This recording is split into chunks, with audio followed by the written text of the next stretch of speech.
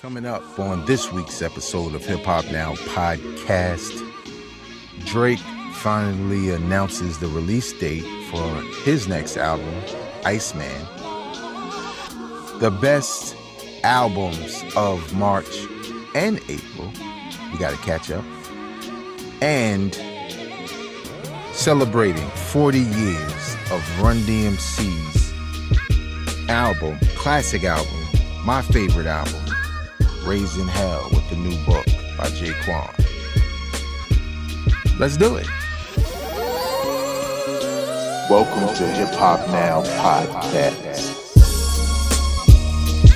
If you're from the future, you know what to do. Get your ass out of here. Don't disrespect the legend. Hip hop is here to stay. Let's get right into the business. What up, y'all? I am your host, Vegas, and this is Hip Hop Now podcast, a podcast specifically designed to keep you caught up on all things hip hop, music, and culture that happened throughout the week. Big shout out to those who have been listening for 10 years. And let me just clarify the whole 10-year anniversary thing, right? This podcast has kind of been around a little bit longer than that, but I think in the very beginning, when I first started doing this podcast, it was more so of a test. But in 2016 was when I started to really get into it. You know what I'm saying? And really take it serious. So shout out to those who subscribed originally on SoundCloud, because probably around 2016 is when I started to make sure the podcast was available on other platforms. But at one point, it was only SoundCloud. So that's what I mean. 10-year anniversary for, people being able to discover the audio version of this podcast wherever you listen to your podcast. Big shout out to those who watch on YouTube. Yes, you also. Hold up, I ain't turned my light on real quick because the light is kind of crazy here. Boom, we got light. But shout out to you too, people subscribing on YouTube, whether you came here because of the shorts that you like, the special content, or the weekly podcast like this one, Hip Hop Now podcast, the news and perspective. So with that being said, we're going to get right into it. Big shout out to hiphopdx.com, and the rest is all me. Let's do it. So I don't have no materials, nothing like that. I'm not going to do that. But if you don't know, if you've been living under a rock or an iceberg or something like that, Drake has been teasing his next solo album, right? Not the collaborative joints that he's released, but his next Drake solo, Iceman, right? And he's had a number of rollouts, many of which have fallen flat for whatever reason, timing or whatever. But now it's supposed to be official. He put up like this big ass ice block in Toronto that the Drake stands was licking and climbing on, and the police had to be like, hey man, get down from that. Like, it's ice. It's going to get slippery. You get sliced open, all kinds of crazy stuff. Just stupid. But also, I think within the ice was the release date. Now, what's kind of whack about that is, you had to wait for the ice to melt, but the release date leaked before the ice actually melted. So we already knew it was going to be the 15th before the reveal. So the rollouts have just been terrible, right? And a lot of it has to do with him just being married to what happened to him in the battle. And I really feel like it reminds me of J. Cole talking about the battle. And I know he's doing interviews, and I know people wanted to know in depth, because he never provided an opportunity for them to ask questions back when things were going down.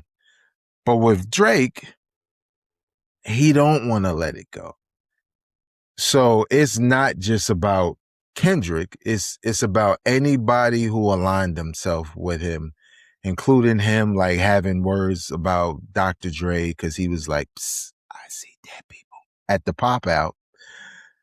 And it's just like J. Cole. Like J. Cole put out a good double album. To me, it was a good double album.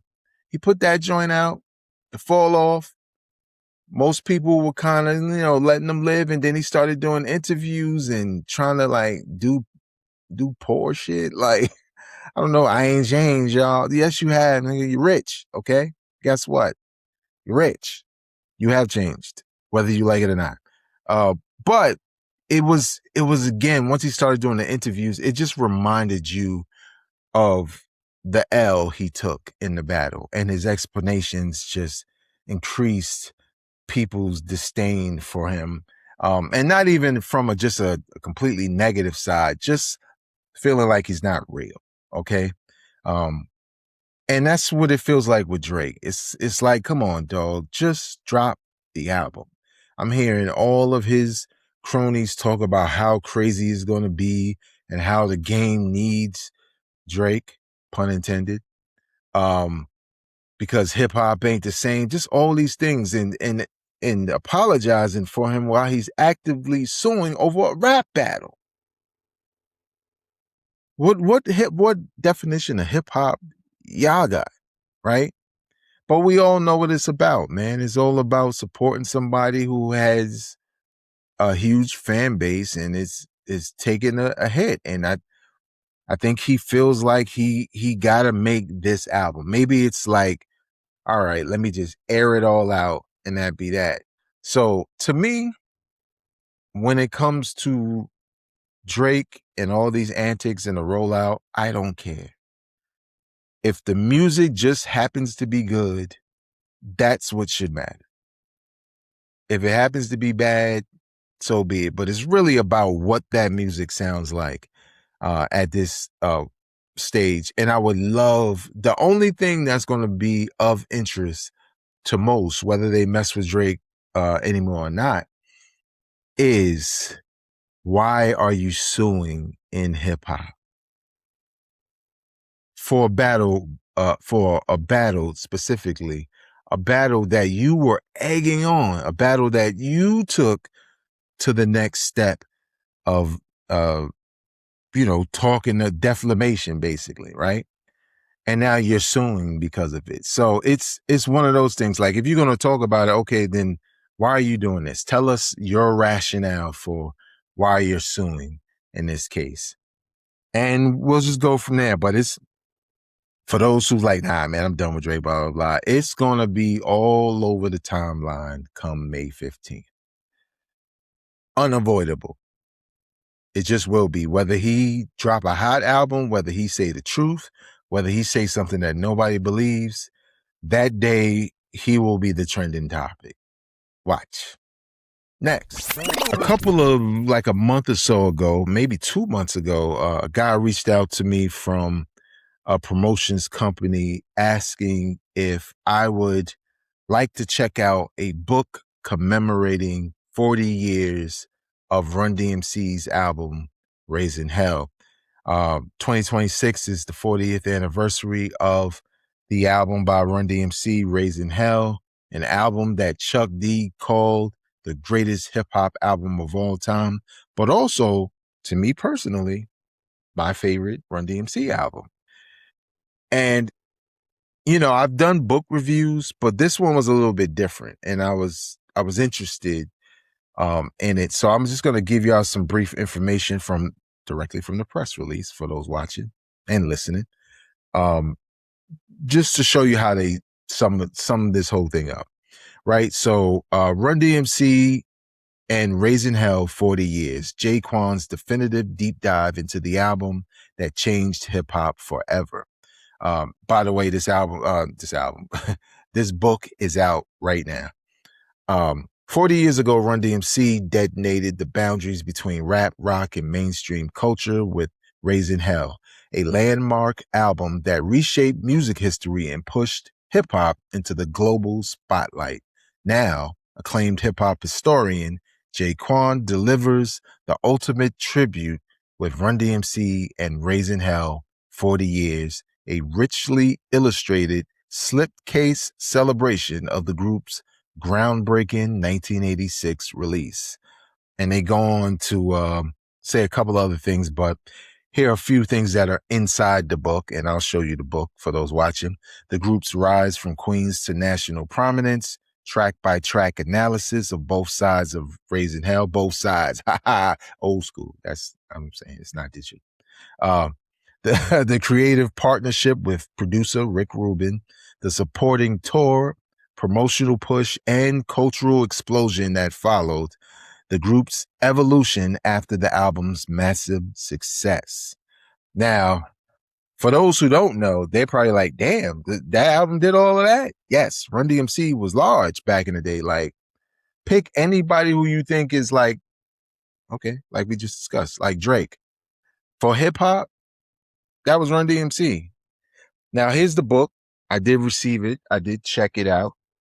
And it's the perfect for those who are watching, and those that are listening, the link to the video should be in the description so you can check it out. But I thought the book, just on that alone, like it's nice. It's coffee table material, content creator background material is just dope. 40 years Run DMC. I like that part. But when you open this joint, this is when it gets kind of dope. Look on the front. Rest in peace, Jam Master Jay. Dope picture. Like, that's hip hop. When you used to stand like that back in the 80s, you was saying to you, we hip hop. Don't come over here. You know what I'm saying? Stay over there. And then on the back, it has them performing, you know what I'm saying, at a show, which is dope. And, you know, if you like read, I don't be doing no reading. Okay, well, there are pictures for you. That's what illustrations means. And these pictures are like epic. This is, and I'm gonna just skip around. Like, we ain't going through the whole book. You know what I'm saying? Like, some photos, like, I've never seen this one before. At least I don't think so. But that's a dope photo. And, you know, there's different chapters in here, from Queens, Come Kings, Run DMC before 1986. Another section, Bad Meaning Good, Side 1, Lasting and Loud, Run DMC after Raising Hell. And it's just a very dope book, man. Photos, you know, information. It looked like I just been showing photos, but look, boom, information, you know. You see that? The God Curtis Blow the Brakes, the DMX, not that DMX. I'm talking about, you see it right there? Equipment to create hip hop. This is a very dope book. I like when it came in the packaging. First of all, shout out to Jaquan for putting this together, who I guess if y'all want to see me do an interview, we can, because I was lined up to do an interview, but then a brother got busy. You know, like, not too busy for hip hop, but I just got busy. But shout out to Jaquan for that book, and his publisher for sending it to me. It's a very dope book. I didn't even want to take it out the plastic because I was like, yo, this is such a dope piece that I'd rather it just be unopened. Like, you know, maybe I'll buy another one that's wrapped and then just have that and give this one away. But do I recommend it? Yeah, this is who I recommend that book to. Those who, whether you be, if you're from that time and you remember Raising Hell and Run DMC and what that album did back in the days for you as a hip hop fan in the club and all that stuff, this is for you. If you're a person who loves collecting, you know, memorabilia and, you know, just collecting hip hop things, like, this is a dope book. This is almost like a must have if you ask me, because Raising Hell was a huge album. Like, Walk This Way is on there. That was huge for Run DMC, a huge crossover record. But when you listen to the album, Run DMC has always been a little hip hop and a little rock and mixed together, you know, working with Rick, I was gonna say Rick Ross, with Rick Rubin before Jay-Z, shorty. This is just a very awesome, dope book. Now, how much it costs? $50. I think it's worth it. Think it's worth it. $50. Like you see how like you see this book. This ain't no small paperback book. This is premium. It costs. So I definitely recommend it for hip hop heads who not only like history and reading about these things and seeing the photos and stuff like that, but also if you just want to have it as a part of, decoration in your man cave or whatever it may be. And lastly, so for March, I didn't really get to say what were the top albums and projects. So I waited until April finished so I could give you a few. And one of the reasons why I didn't do a March like rundown of the best projects was because there was only one or two, really one.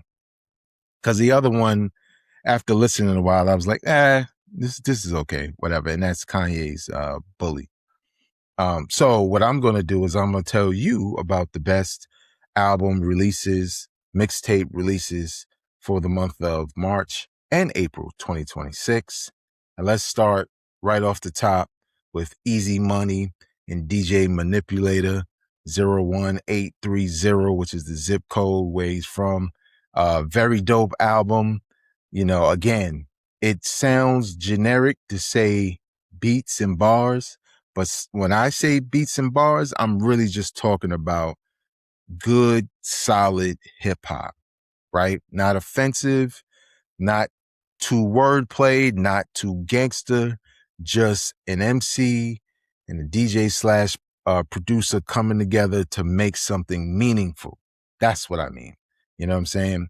And this album is that. Features on here include Terminology, Sky Zoo, Spoon Digger, Green Monster, and a couple of other people on here. So definitely check that one out. Next up, and then like I said before, we skipping over that Kanye joint because it was all right. Not best of the month.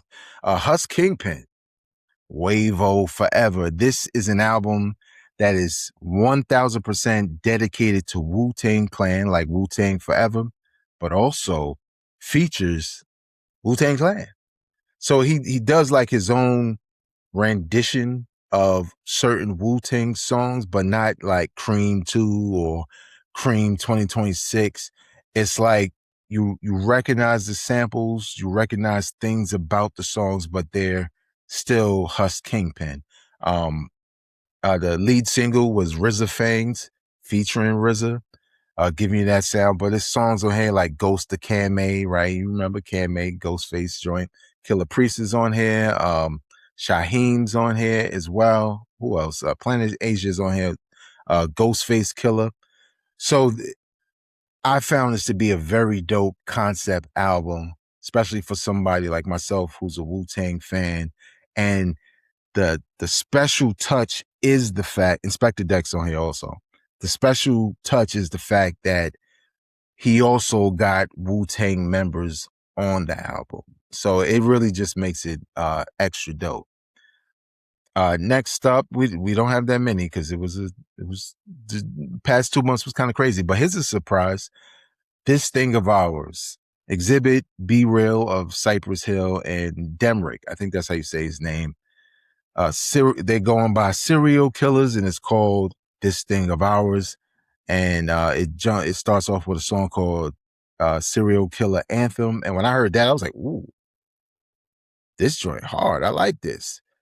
And those reactions continued as I listened more and more again. So this album is really dope. Hardcore hip hop. I could say West Coast, but I feel like it's not even like a West Coast sounding album. It's just hip hop. And when I say you are surprised by the number of bangers on here, like you probably shouldn't be, but Exhibit and Cypress Hill, they're not brand new artists. But man, this combination, I just didn't anticipate this album being this dope. I figured it might be dope. That's why I checked it out, but it's better than I thought it would be. And the last project is one that dropped towards the end of April that I really like a lot. Blue in Exile, Time Heals Everything. I'm going to just say this.